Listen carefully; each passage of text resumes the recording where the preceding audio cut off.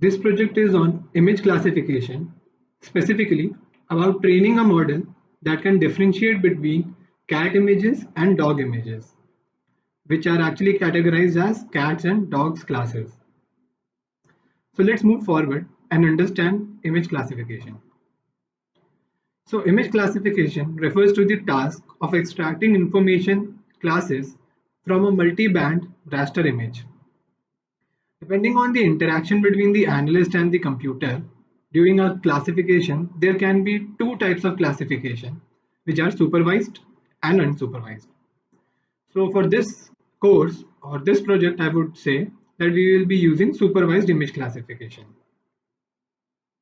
Now, before I move forward, let me just help you understand what raster images are or what multi-band are. So bands are basically telling you information about a raster, where the bands are actually representation of pixel data in the form of matrices of cell values. And these representation of pixel data comprises of raster. Now let's move forward and understand the details of the project. So first we will be using classes like MobileNets. These are actually pre-built trained models for image classification that we will be using.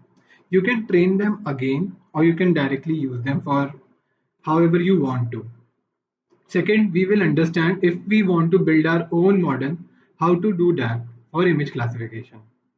Third, we will understand how to use Flask and use our image classification model on it.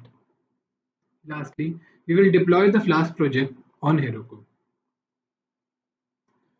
So for the machine learning model, we start off with pre-processing the model's data using image data generator class, which is like a very useful class and has a lot of parameters on which different type of data, that is my images, can be transformed or augmented in a different manner.